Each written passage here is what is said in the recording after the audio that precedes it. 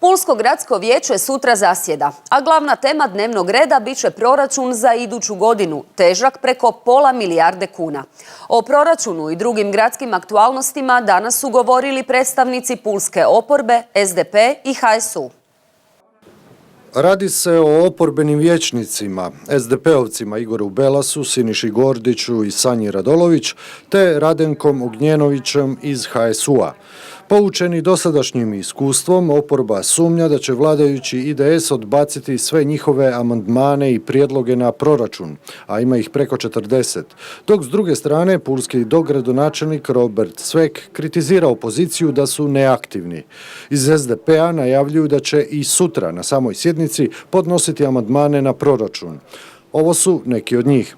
Ono na čemu zaista i dalje inzistiramo i smatramo da proračun po tome nije razvojan, a smatramo da to neće biti preveliko financijsko opterećenje za ovaj grad, je da se kupe radne bilježnice svim pulskim osnovnoškolcima, što do sada nije bio slučaj. Također tražimo da se ide u veću obnovu pulskih derutnih fasada, da se poveća iznos za sufinanciranje istoga. Inzistiramo na pripremi izgradnje dječjeg vrtića u najvećem istarskom mjesnom odboru Sveti Polikar Sisplac. Također, budući da imamo bogato povijesno i kulturno nasljeđe, ono što je trenutačno sramotno je kako izgleda naša Kandlerova ulica i tražimo da se u proračunu osiguraju sredstva za projektno-tehničku dokumentaciju, revitalizacija i popločenja Kandlerova ulica. Da vladajući nemaju, ili barem nemaju jasnu viziju razvoja grada, oporba vidi i u dokumentu pod nazivom Strategija razvoja grada Pule, za što se predviđa iznos od 1.300.000 kuna.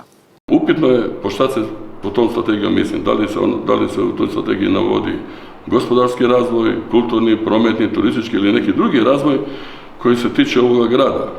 Ako se tiče na gospodarski razvoj ovog grada, smatram da je ta strategija zakašnjena, jer smo svjedoci da su već problemi sa Uljanikom bili u prošloj godini, znači krajem i sredinom 2018. pa da se o gospodarskom razmišljanju trebalo voditi već u ovoj godini, kako se misli razvijati ovaj grad u doglednoj budućnosti, odnosno o privlačenju industrije za stvaranju novo stvorenih vrijednosti da bi dobili što veći standard građana i što bolji razvitak ovoga grada. Sjednica Pulskog gradskog vijeća počinje u 11 sati, a integralnu snimku možete pogledati sutra na TV Novi u večernjim satima.